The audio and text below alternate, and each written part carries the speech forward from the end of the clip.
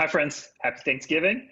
We are celebrating this in the middle of a log cabin, and after our Thanksgiving dinner here, Collin Sherwin alongside Seth Varnadore. We got 3 games this week.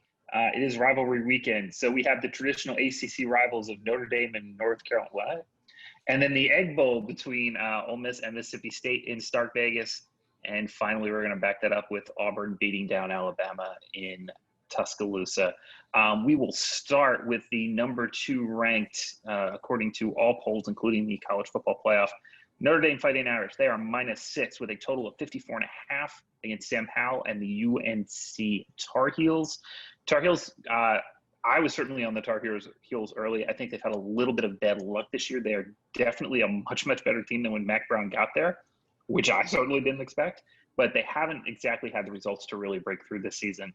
Kind of playing out the string here because after this one's over, they don't really have too much to look forward to. So we might get their best shot.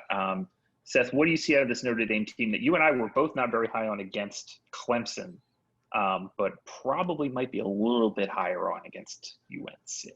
Yeah, I think the most surprising thing about that Clemson game was the way they kind of handled both sides of the line of scrimmage. And that was something you didn't expect. You knew they had a pretty good offensive line, but they pretty much handled the Clemson offensive line as well. So that was kind of an eye opener a little bit. They're still not crazy explosive on the outside, but you see here their metrics are pretty good all around. Offensively, yards per play, available yards, third downs, they're top 20, top 12 in the last 2, or top 11 in the last 2. Pretty good turnover margin-wise. They're not really explosive, and that's where North Carolina is different. North Carolina is the most explosive offense in the country, and they have some decent matchups against the Notre Dame defense that could make for an interesting contest. So when you're watching Notre Dame and you're looking at the Clemson game, and then we have the Boston College game as well, they've done a pretty good job of being able to get to the passer, and that's something that's plagued North Carolina in their 2 losses. They've given up. They're one of the – I think they're like 92nd in the country in sacks given up. And you can see Notre Dame can get after the passer a little bit. But what their biggest issue is the explosive pass. See here against Clemson. Clemson's able to hit a shot over the top. And then even Boston College was able to get behind them a little bit when they can protect it. And when you think about North Carolina, all you see is shots down the field. These guys are crazy explosive. They can also run the ball. They're actually top 10 in their number 1 explosive rate, top 10 in both run and pass explosiveness. So they kind of can spread it around. And then they got guys that can go up and get it. One thing, their big weakness is when they give up sacks, like they did. They gave up 5 against Virginia and 4 against Florida State. So their 2 losses, they gave up 9 the rest of the year. They've given up 13, I think. But when they can protect him, they have a bunch of guys that can go take it to the house and guys that can go up and win contested balls down the field.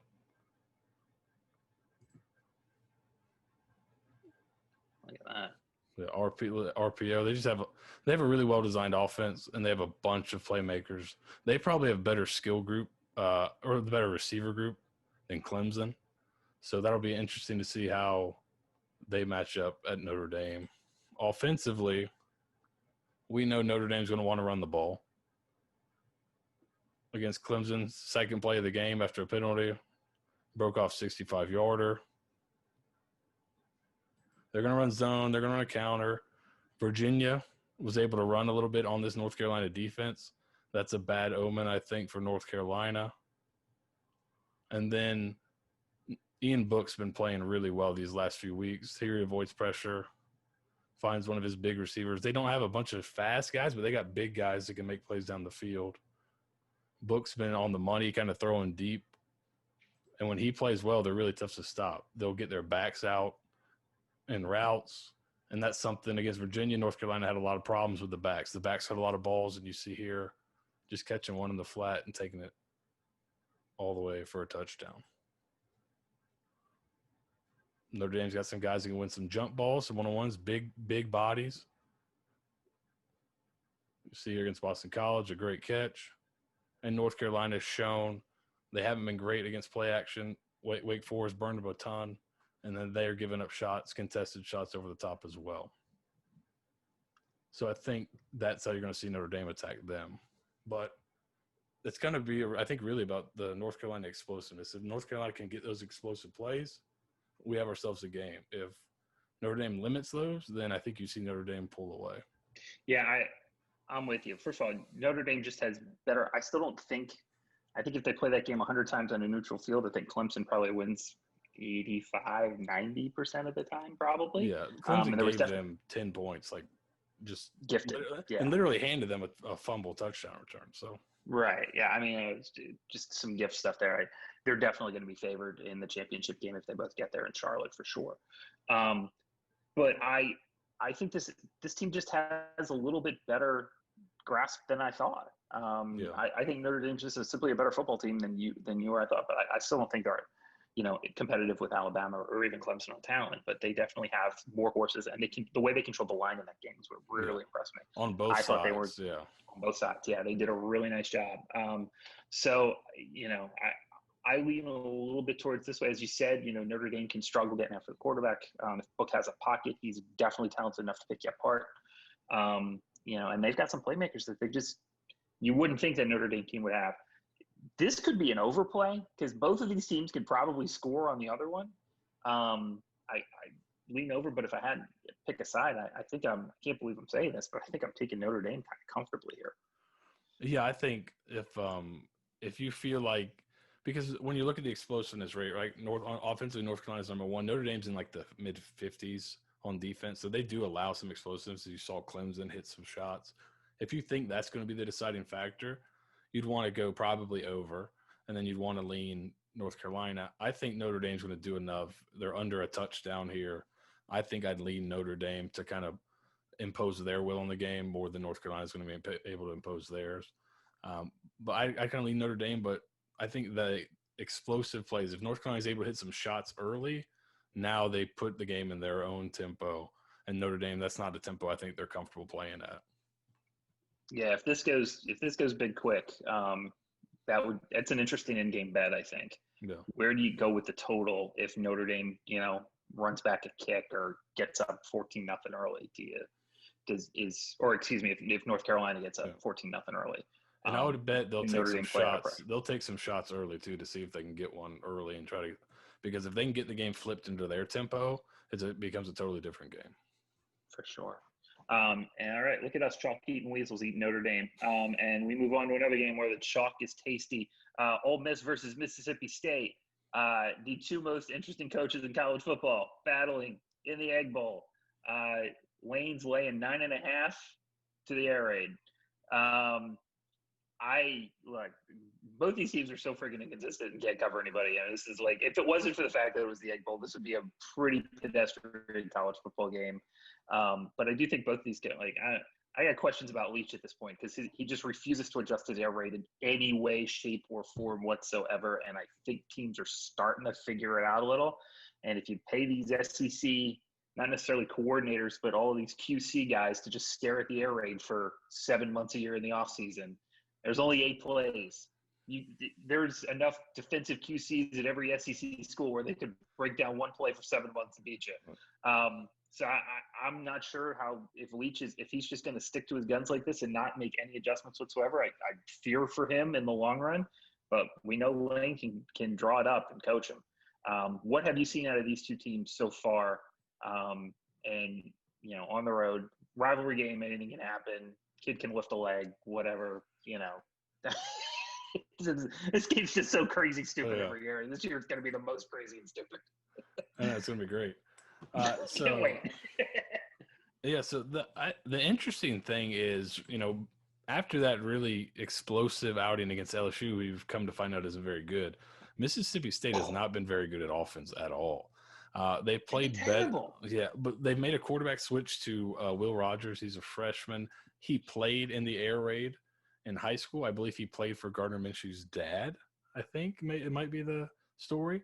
That is correct. So he's kind of well-versed in it. He looked pretty comfortable, and they ran it pretty well against Georgia. Ole Miss has a terrible defense, so you'd be thinking over. It's actually gone up. It was 67.5. It's 69 now.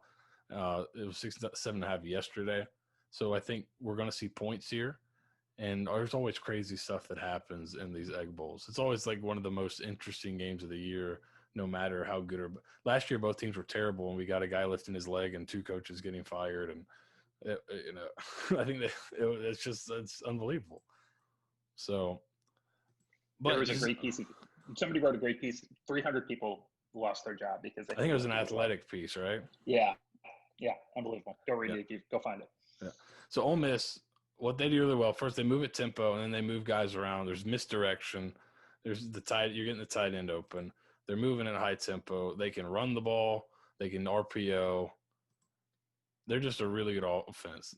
Defensively, they're not very good.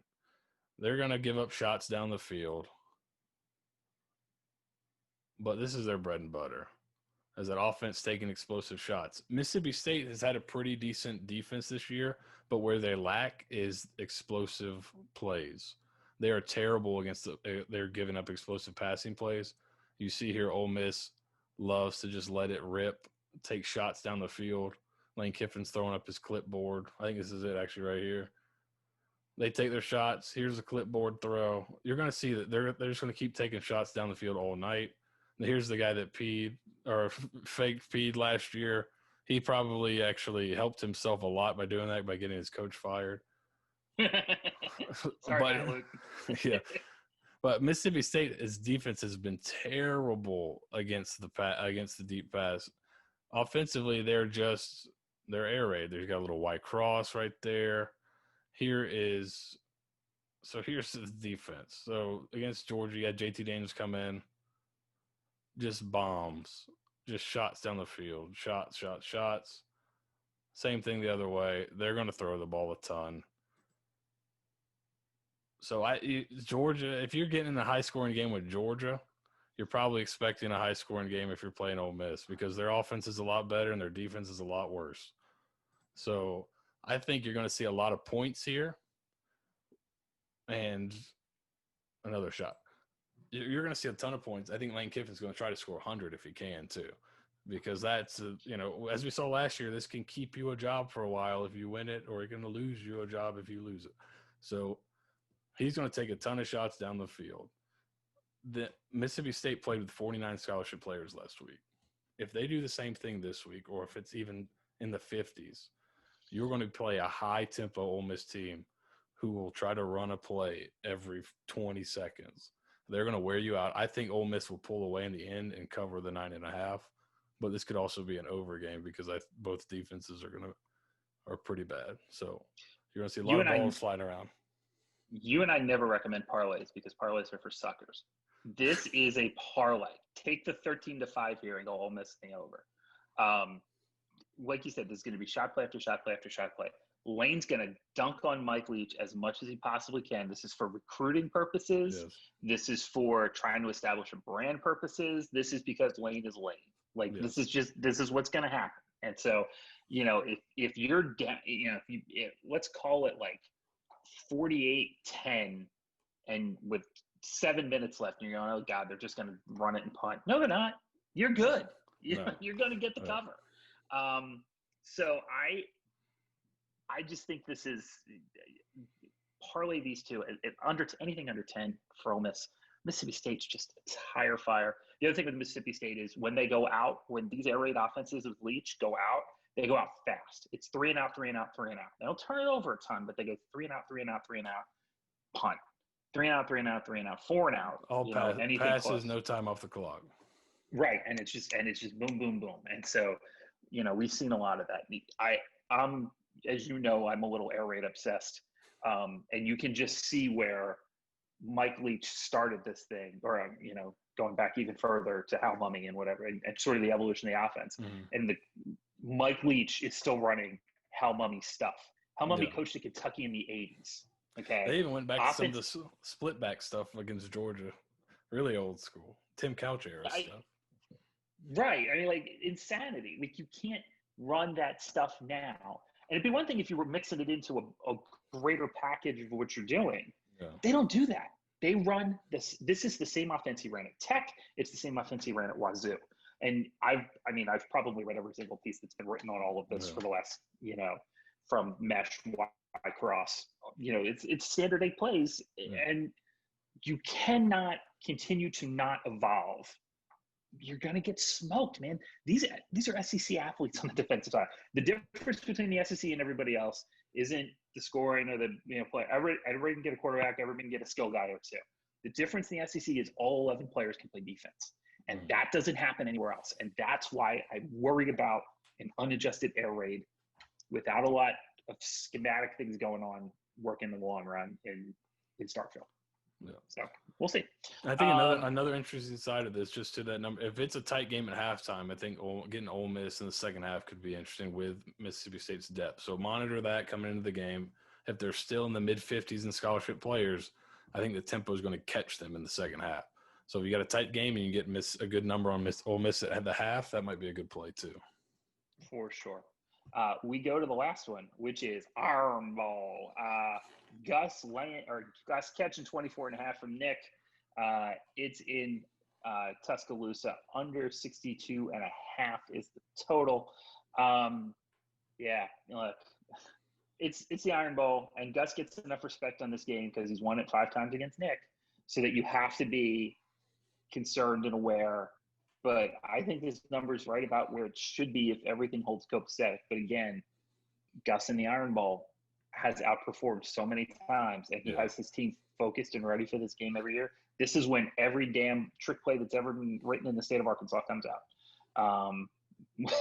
What do you think? Because I think the number's right, but I think you got to give at least 2 points to Gus as well. So yeah, I'm with you on that. It's I saw the number. When you look at the numbers here, you see that Auburn is just kind of a middle of the road team for the most part. They're decent in available yards on offense, above average, pretty good on third down offensively, terrible defensively on third down. And you look at Alabama's number, their offense is just unbelievable. Top 4 in almost every single offensive metric that we look at: explosiveness rate, third down conversion percentage, available yards gained, yards per play outside of garbage time. And then you see that Auburn is one of the worst defenses in terms of success rate, so giving up what's deemed a successful play, and they're 97th against the pass in terms of success rate. So you think Alabama's going to score a lot of points, but it's hard to go against Gus with his track record of finding something weird that just tweaks the Alabama's team, tweaks Nick Saban to keep it under 24.5. I think is you almost have to give him the benefit of the doubt, like you said.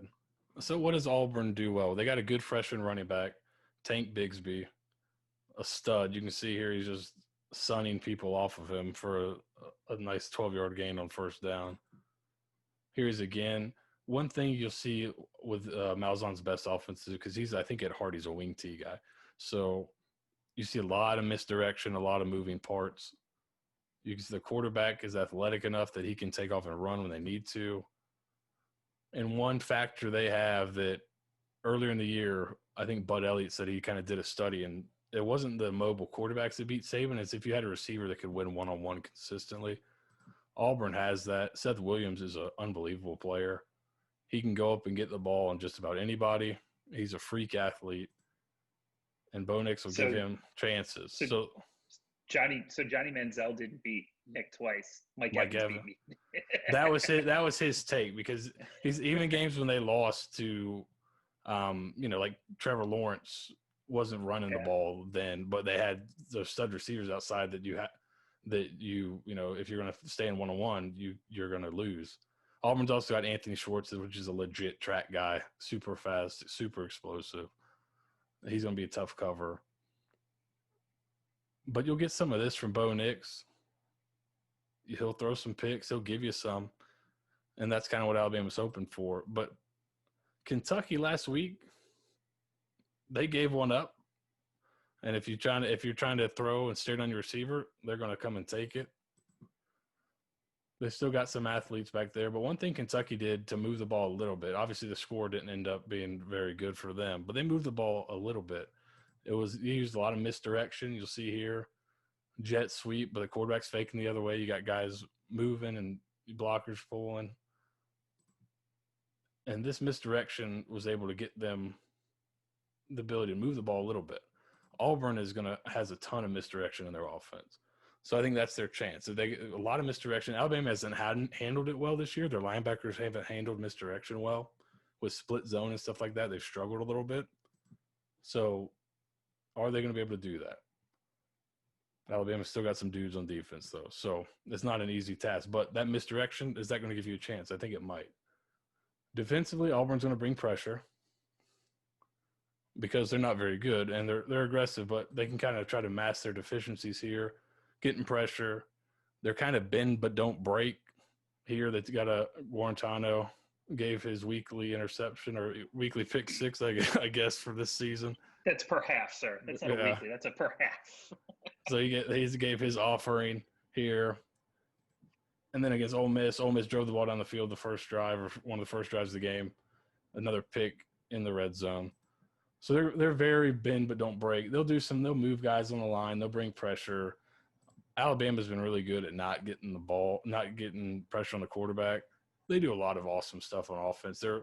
Sark is really drawing them up this year. They got a lot of cool stuff.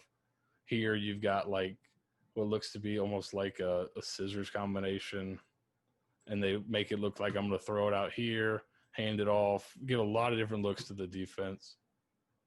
Come back, get your tight end wide open, nobody around him. That's just a triangle read on split sides of the field, right? It's a nice, easy. Yeah. But the way they call it, and you see a great route by the tight end where he looks like he's going to run to the post, and he breaks back out, gets himself wide open, and then he's a freak athlete.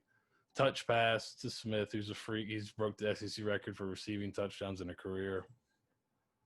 And then you can give it to Najee Harris, and he can just do silly stuff like this and just sun people. And what's interesting about this play is they go tempo, right? So you're going to get tempo. So that's another thing. Both teams are going to be running tempo. So we're going to get a lot of plays, I think, in this game. Hey, can we talk about that alignment? Can we talk about that alignment right there? Unbalanced line. So you got a tight end, a tackle, a guard, and a center. But they go so fast, you don't really adjust to it.